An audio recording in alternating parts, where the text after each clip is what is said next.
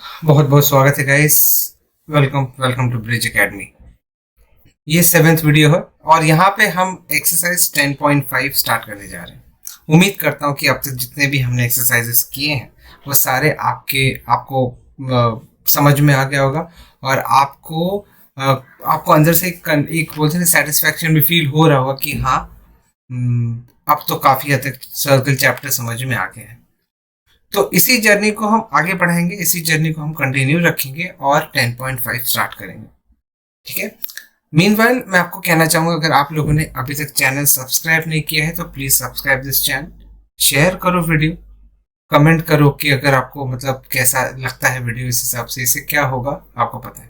ठीक है, तो चलिए शुरुआत करते हैं एक्सरसाइज 10.5। लेकिन स्टार्ट करने के पहले आप लोग को मालूम है मैंने टेलीग्राम का ग्रुप का जो लिंक है वो दे रखा है इस पर्टिकुलर वीडियो के नीचे, सो आप चाहें तो ज्वाइन हो सकते हैं। अच्छा, साथ ही साथ अपने जो जूनियर हैं, जैसे 8 स्टैंडर्ड के बच्चे हैं, 7 स्टैंडर्ड, मतलब आपके लोअर स्टैंडर्ड के वाले बच्चों को भी आप अवेयर करो कि एक सर है जो इस तरह से पढ़ाते हैं।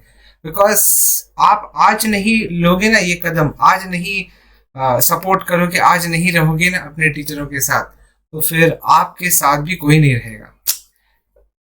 मतलब कहने का मतलब ये है कि ये जो लाइफ है, ये जो हमारा संसार है, इसमें हम एक दूसरे को जब सपोर्ट करते हैं तभी आगे बढ़ते हैं। दिस इज ये आगे की बात है, ये ब्रॉडर पर्सपेक्टिव में बता रहा हूँ। सो ये सारी चीजें हैं, कोई मतलब बोलते हैं ना कि सक्सेसफुल होना इट इज नॉट लाइक एक इंसान, एक इंडिविजुअल इंसान का ही एफर्ट्स होता है, उसमें ये कलेक्टिव ह्यूमैनिटी की वजह से किसी एक इंसान को सक्सेस मिलता है। ठीक है, तो एनीवेज आगे बढ़ते हैं, शुरुआत करेंगे हम पर्टिकुलर इस क्लास की। एक्सरसाइज 10.5 पहला क्वेश्चन आपके सामने ये रहा। अच्छा, आप लोग को थियरम पता होना चाहिए, सारे थियरम्स आप लोग को पता होना चाहिए।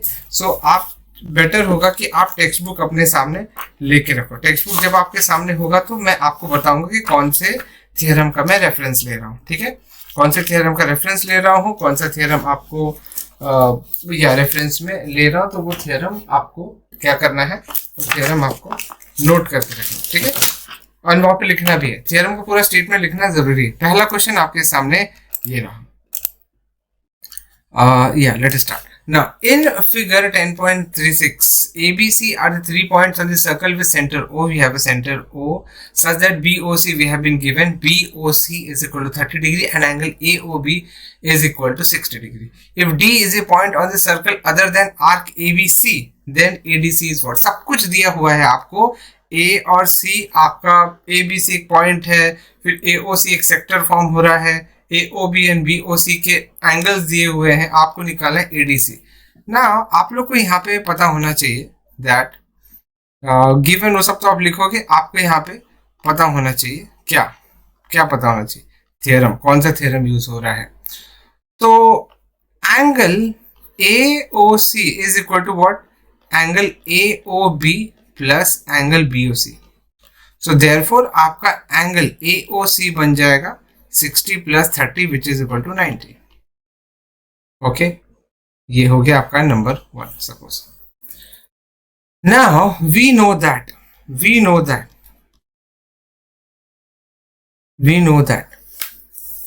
Angle subtended by an arc at center is twice the angle subtended by the same arc at a point on circumference।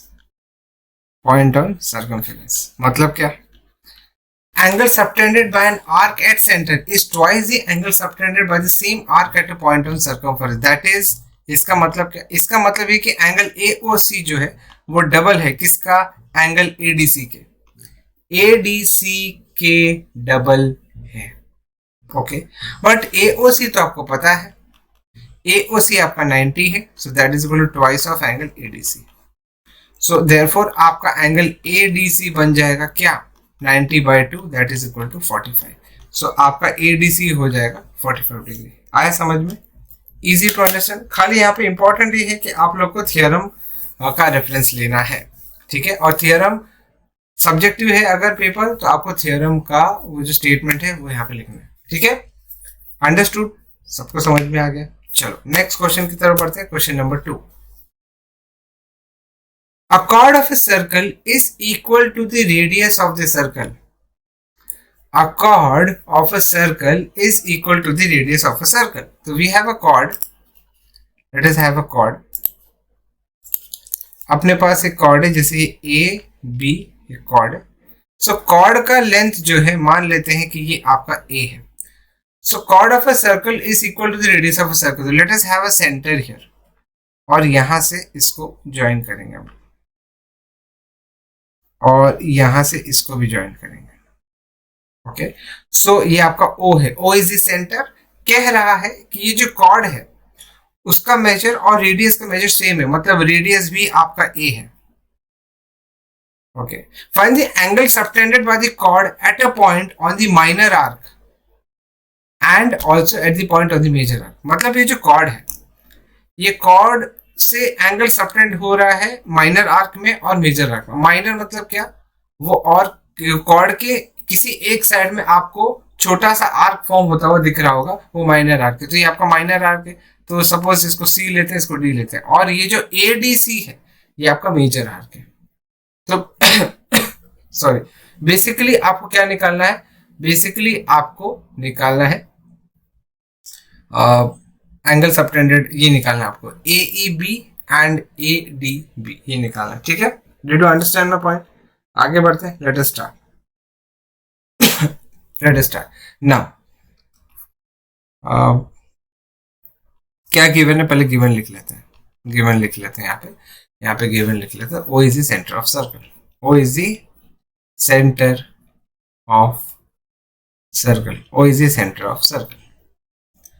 Okay, AB is a chord, AB is a chord, AB एक chord है। Okay, आपका जो AB है वो आपका OA के equal है, and that is equal to OB and that is equal to A। हमने क्या किया, इसको लेट कर लिया, अज्यूम कर लिया कि ये A है, ठीक है, ऐसा मान लिया, और कुछ नहीं। और यहाँ पे C is the point in the minor, C is the point, C is the point, एक minute, C is the point, C is the point such that,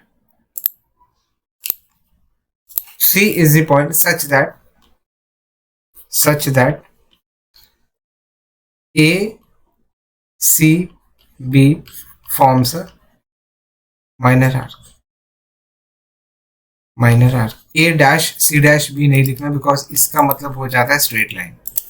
A dash C dash B, खाली A comma C comma B, A comma C, अरे यार A comma C comma B, ठीक है। तो ACB forms minor arc, और D is the point,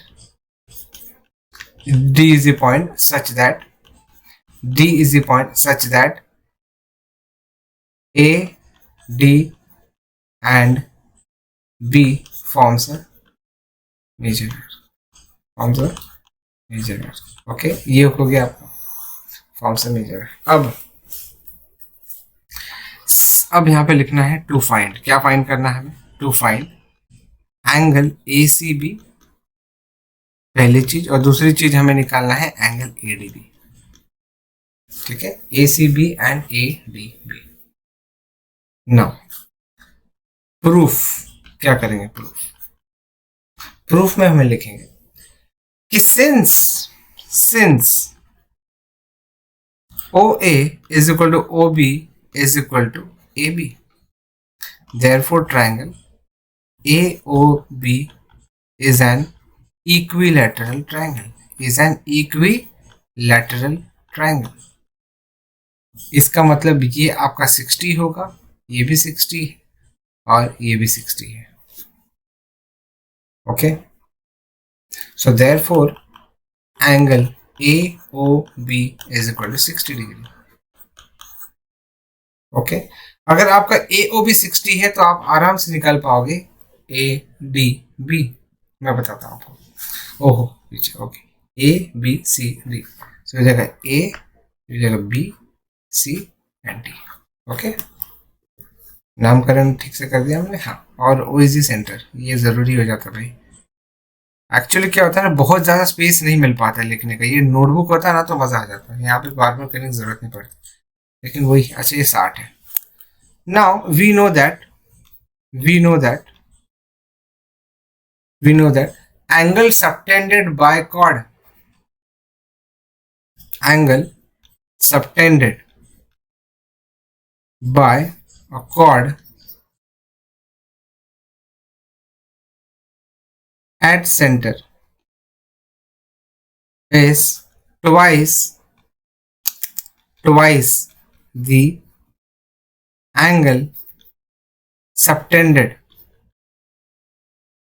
by the same chord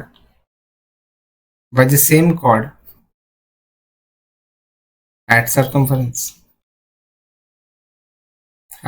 इसका मतलब क्या? ये कॉर्ड से जो एंगल सबटेंड हो रहा है सेंटर पे, एक्चुअली वो आपका डबल होता है to the angle subtended by the same chord at circumference. मतलब क्या? Therefore angle AOB is equal to twice the angle ADB. But AOB आपको पता है 60, this is equal to twice of angle ADB. और अगर इससे अगर आप एंगल ADB निकालोगे तो ये हो जाएगा आपका 30 degree. So ADB is how much? 30 degree. Correct, आपका ADB 30 आ गया. अगर आपको ADB मिल गया 30 डिग्री, सो आप अब आराम से निकाल सकते हो ACB का value. Now A, B, C and D are concyclic points. That is quadrilateral ABCD, quadrilateral ACBD is a cyclic quadrilateral. So that is angle ADB plus angle ACB is equal to 180 degree. ये cyclic quadrilateral की property है, theorem में हमने देखा है. Okay, तो यहाँ पे आपको रेफरेंस में मैं आपको थियरम बता दे रहा हूं. ठीक है, ये आपका थियरम नंबर 10.11 है. किसमें? बुक में. तो थियरम 10.11 पेज नंबर 183 आपके एनसीईआरटी के टेक्स्ट बुक में. ऑल्दो हमने भी इसको प्रूव किया है, लेकिन मैं आपको टेक्स्ट बुक का रेफरेंस दे रहा हूं. अच्छा, ADB आपका 30 है, एंगल ACB आपको निकालना है. सो अगर आप एंगल ACB निकालने की कोशिश करोगे तो ये हो जाएगा 150 डिग्री. तो angle ACB is equal to 150 degree. Okay, अच्छा इसका मतलब क्या हो गया अपना प्रूफ. सो देयरफॉर जो हमें पूछा था angle ACB that is equal to 150 degree और angle ADB that is equal to 30 degree. So हो गया खत्म. ये आपको 150 है और 30 है. समझ में आ गया? Did you understand my point? ठीक है, 30. सो ये था क्वेश्चन नंबर 2. अब बढ़ते हैं क्वेश्चन नंबर 3 की तरफ. अब यहाँ पे थोड़ा सा आपको अच्छे से समझना पड़ेगा, बिकॉज मेरे पास जो पॉइंटर है वो पॉइंटर थोड़ा सा बड़ा है. तो आप लोग को यहाँ पे थोड़ा गौर से सुनना पड़ेगा, देखना पड़ेगा, समझना पड़ेगा. ओके, यहाँ पे भी हम ब्लू कलर ही ले लेते हैं. चलो ब्लू कलर ही ले लेते हैं. इन दिस फिगर थोड़ा लाइट ब्लू ले लूँ क्या? बेस्ट रहेगा ताकि थोड़ा आपको दिखे. दोनों भी ब्लू, ये भी फिगर भी ब्लू और वहां पे ब्लू जो हम लिखेंगे. अच्छा, ये जो फिगर है इसमें आपको PQR 100 दे रखा है and PQR are the points on circle and O is the centre. Find OPR निकालो. मुझे एक बात बताओ, आपका जो OP है और OR है वो सेम है, मतलब OPR आपका आइसोसेलेस ट्रायंगल हो जाएगा। इसका मतलब अगर ये एंगल X है तो ये भी एंगल X होगा। ओके, इतना समझ लो आप, ठीक है। Okay okay, find OPR, they want OPR, मतलब बेसिकली X, एंगल X चाहिए अपने को, ठीक है। Did you understand my point? Okay, now यहाँ पे गिवन वो सब लिख लो आप। टू फाइंड क्या करना है, टू फाइंड लिखा हुआ है वैसे क्वेश्चन में, angle OPR। Let us do the solution part. आप इसमें क्या कर सकते हो, आप इसमें क्या कर सकते हो, आप एक काम कर सकते हो। आप यहां से एक we can have a construction. आप यहाँ पे ना एक ऐसा PQR S ले सकते हो। सो यहाँ पे कंस्ट्रक्शन करेंगे हम लोग, विल हैव अ कंस्ट्रक्शन। तो यहाँ पे हम लोग कंस्ट्रक्शन करेंगे। कंस्ट्रक्शन क्या करेंगे कंस्ट्रक्शन में? Take a point, take a point on circumference below center, below center O, join PS and SR, ठीक है। So take a point S on circumference below center O such that और PS और SR को join करें। Now let us have the solution part. Now since points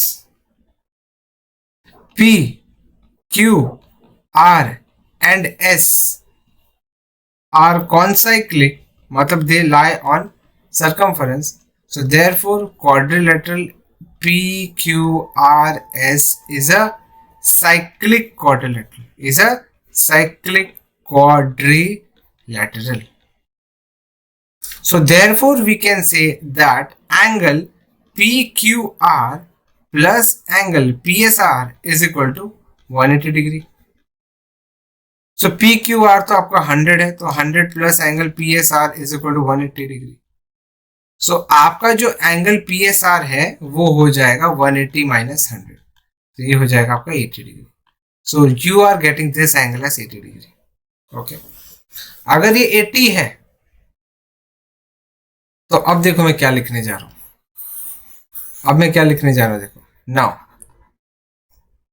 we know that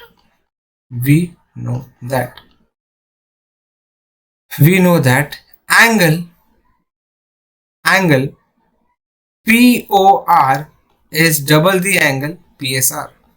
Why? अभी लिखूंगा नहीं, मैं आपको रेफरेंस दे देता हूं। थियरम नंबर 10.8, थियरम 10.8, ठीक है। आपको चाहिए तो ओरली बोल देता हूं। तो angle subtended by the arc at center it is twice the angle subtended by the same arc at circumference. Okay, तो ये हो गया आपका PS। अभी देखो अपने को PSR पता है, तो एंगल POR हो जाएगा twice the 80, that is equal to 160 degree. So POR is 160 degree.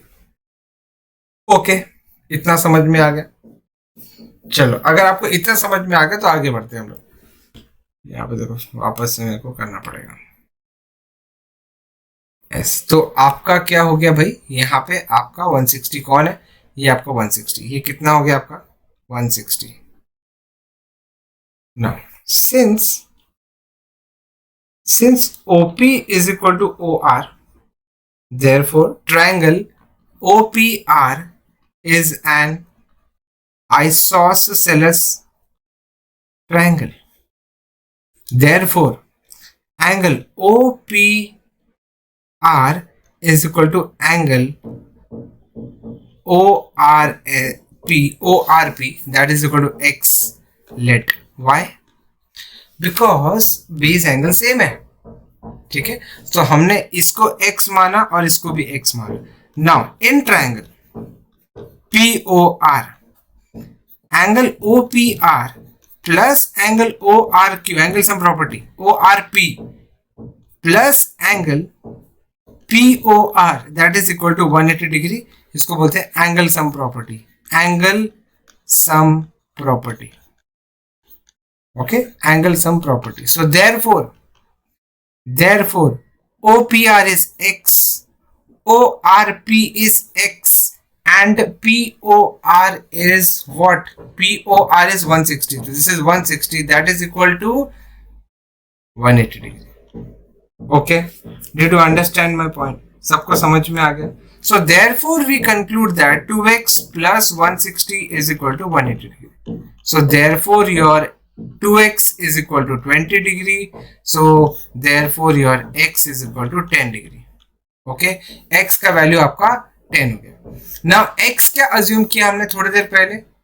But angle OPR is equal to x. So therefore angle OPR is equal to 10 degree. That's it. So आपका OPR जो हो गया वो 10 हो गया. That's it. And we are done. Okay. Not that difficult, but कम से कम आपको ध्यान तो देना ही पड़ेगा यहाँ पे, क्योंकि it is not that easy कि आप ऐसे इसको छोड़ सको. ठीक है, do you understand my point? चलो आगे बढ़ते हैं. चलो क्वेश्चन नंबर 4 की तरफ बढ़ते हैं. क्वेश्चन नंबर 4 में क्या कहता है कि आपका जो ABC है, आपका जो ABC है वो 69 है. ABC आपका 69 है, पूरा ABC है. एंगल ABC आपका 69. ध्यान दो, DBC नहीं, ABC 69 है. अच्छा, ACB आपको दिया हुआ है 31. तो क्या आप BAC नहीं निकाल सकते? गिवन हो सब तो ठीक है, will directly jump on to the solution. आपको क्या निकालना है? BAC. ठीक है, निकाल सकते हैं. In triangle ABC, angle BAC plus angle ABC plus angle ACB is equal to 180 degree. इसको बोलेंगे angle sum property. Angle sum property क्या है ये? एंगल सम, अरे यार, angle sum property. So therefore, अच्छा एंगल BAC नहीं पता, लेकिन आपको पता है एंगल ABC क्या है, दैट इज इक्वल टू 69. अच्छा, आपको ये भी पता है कि एंगल ACB क्या है, that is equal to 31. So that is equal to 180 degree. Okay. अच्छा, एंगल BAC अल्टीमेटली क्या हो जाएगा? 69 प्लस 36 हो जाएगा 100. तो 100 plus 100 is equal to 180. Now therefore angle BAC is equal to 80 degree. आपका BAC कितना? 80 डिग्री. ओके. फिर आपको एक थ्योरम पता होगा, वो थ्योरम का रेफरेंस मैं आपको दे देता हूं. ठीक है, वो थ्योरम का रेफरेंस मैं आपको दे देता हूं. Angle in the same segment वाला ना, angle in the same segment of circle are equal. Now we know that ये आपका थ्योरम नंबर 10.9 है. Angles in the same segment of a circle are equal. समझ में आ रहा है आप लोग को? Angle in the same segment of a circle are equal मतलब क्या? ये आपका सेगमेंट है BC जो है ना, पूरा का पूरा नीचे का रीजन एक सेगमेंट है. उस सेगमेंट को दो एंगल सबटेंड कर रहे हैं. कौन सा? BAC and BDC. So therefore your angle BAC is equal to angle BDC. और आपने अभी BAC निकाला. So therefore angle BDC is equal to 80 degree. And we are done. हमने कर लिया है ये वाला. ठीक है, अंडरस्टूड. नाउ क्वेश्चन नंबर 5 की तरफ पढ़ते हैं. In this figure, ABCD are 4 points on a circle. ABCD are 4 points on a circle. AC and BD intersect at point E such that BEC is equal to 130 degree. ECD is 20 and BAC का angle आपको निकालना है. BAC का angle आपको निकालना है. कैसे निकालोगे? It is easy actually. कैसे मैं बताता हूँ. सबसे पहली चीज आपको, चलो यहाँ पे थोड़ा सा हम लोग कलर बदल लेते हैं. थोड़ा सा कलर में बदलाव कर लेंगे हम लोग. हल्का सा बदलाव कर लेते हैं. कौन सा कलर लेते हैं? येलो ले ले. चलो येलो लेते हैं. अगेन आपको निकालना है BAC. तो आपका ये एंगल का रिक्वायरमेंट है और आपको दिया जो है वो आपके सामने है. Now let us start with the solution. Let us start directly with the solution. Now the thing is now the thing is कि आपका angle angle BEC plus angle DEC is equal to 180 degree, that is linear pair. क्या होगा ये? Linear pair, linear pair. So therefore अच्छा, BEC आपका 130 और आपको DEC नहीं पता, दैट इज इक्वल टू 180। तो आपका जो एंगल DEC बन जाएगा वो हो जाएगा 180 minus 130 and that is equal to 50। So 180 minus 130 that is equal to 50 degree. ठीक है, ये 50 हो गया। अब क्या करोगे? In triangle EDC by angle sum property, by angle sum property, by angle sum property, angle EDC plus angle DEC plus angle ECD is equal to 180 degree. Angle sum property, right? अच्छा, आपको EDC नहीं पता तो angle EDC आपको बिल्कुल भी नहीं पता, लेकिन आपको DEC पता है जो कि 50 है, और आपको ECD भी पता है which is 20, that is equal to 180 degree. अच्छा, देयरफॉर आपका angle EDC is plus 70 is equal to 180। So therefore you are getting angle EDC is equal to 110 degree, 110 degree. EDC is 110 degree, but also we know that angles in the same segment, angles in the same segment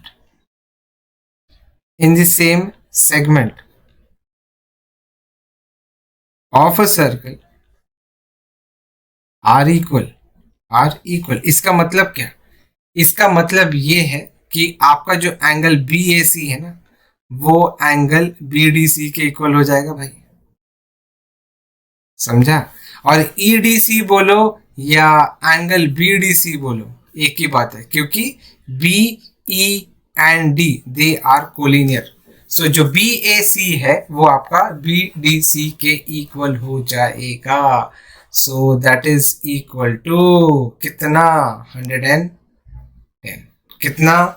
110। कितना है मेरे बच्चों? 110। सो आपका जो BAC हो गया वो 110।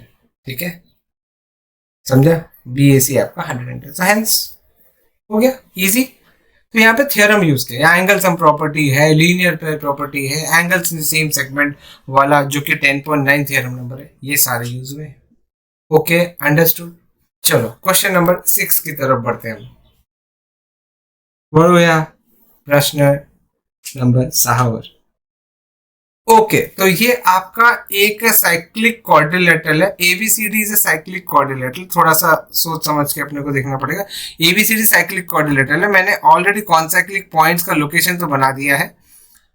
whose diagonals intersect at E, तो they intersect at E, understood। अगर DBC is 70, अगर DBC is 70, ABCD CD ABCD, तो DBC, तो ऐसा लिख लें हम लोग DBC, तो ये आपका 70 है। ठीक है ना, DB, सो ABCD ऐसा बनाते हैं। DBC आपका 70। अच्छा, BAC आपका 30 है, BAC आपका 30 मान लेते हैं। फाइन BDC, फाइन BDC, तो अपने को क्या निकालना? BDC। बताओ कैसे निकालेंगे BDC? इन लोग ने अच्छा BAC दे रखा है, तो हमें निकालना है BDC। कैसे निकालेंगे बताओ? Actually it is easy. और क्या बोला हमने? अच्छा, इन लोग ने BDC बोला है, BCD बोला है, क्या बोला? BCD निकालने बोला। फर्दर अगर AB आपका BC के इक्वल है, AB आपका BC के इक्वल है, अच्छा ए बी और बी सी इक्वल, इसका मतलब ये 30 नहीं हो जाएगा? समझ रहे हो बात को? 30 हो जाएगा आइसोसेलेस ट्रायंगल की वजह से। तो आपको ई सी डी निकालने में आसानी हो जाएगी ना।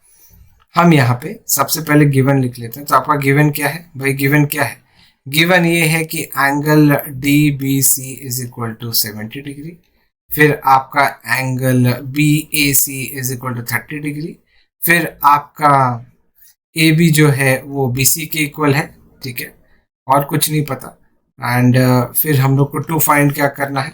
हमें दो चीज़ फाइंड करनी है। पहली चीज़ हमें बी सी डी निकालना है और दूसरी चीज़ हमें ई सी डी निकालना है। E C D, B C D and B C D and E, B C D and E C D निकालना।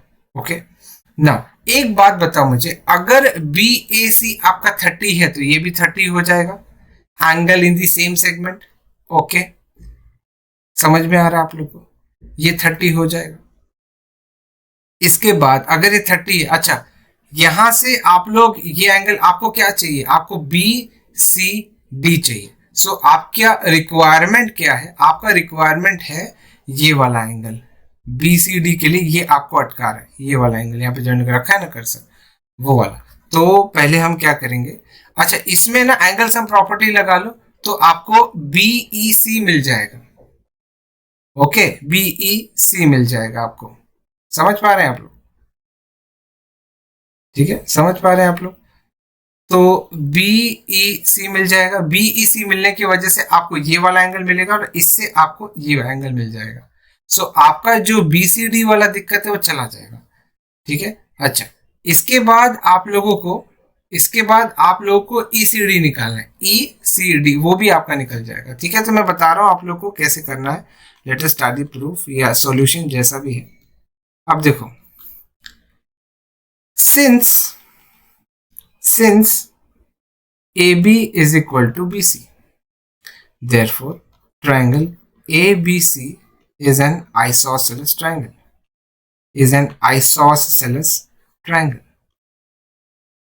That means therefore angle BAC is actually is equal to angle BCA is equal to 30 degree. तो ये हमने mention करके दोनों को 30 करके justify कर दिया कि दोनों का एंगल सेम कैसे। Now in triangle BEC by angle sum property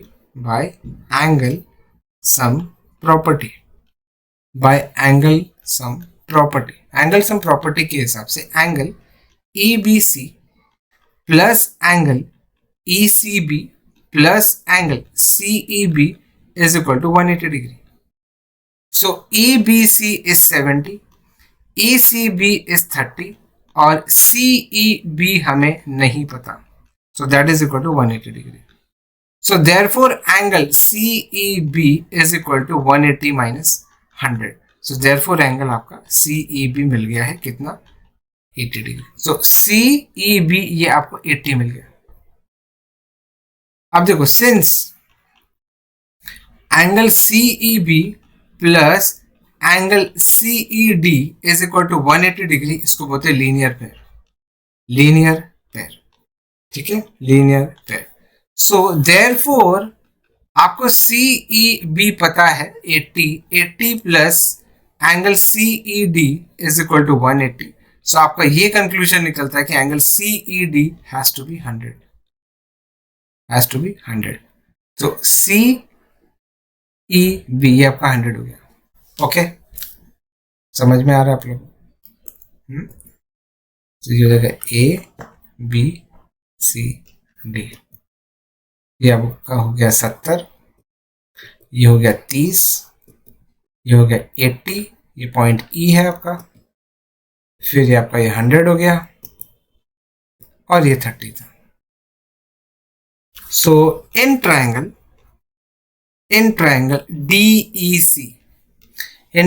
DEC by angle sum property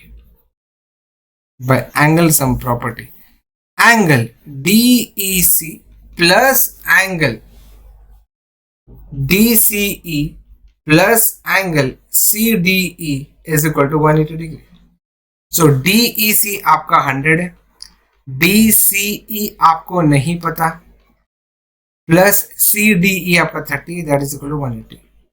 सो आपका angle DCE is equal to 100 minus 130, sorry 180 minus 130, that is equal to 50। So आपका ये जो एंगल हो गया 50 है, ठीक है। सो देयरफॉर आपका एंगल DCB क्या बन जाएगा, DCB क्या बन जाएगा, DCB नहीं चाहिए, क्या चाहिए अपने को चाहिए अब एक एक कर BCD चाहिए, BCD। So therefore angle BCD वही हो गया actually, BCD is equal to what, is equal to 50 plus 30, that is equal to 80। तो आपका ये वाला तो 80 हो गया। फिर ECD क्या हो गया, लिखा है angle ECD is equal to 50 degree. So 80 and 50 आपका आंसर है, ठीक है। समझ में आया आप लोग को, हमने यहाँ पे थ्योरम भी यूज किया है।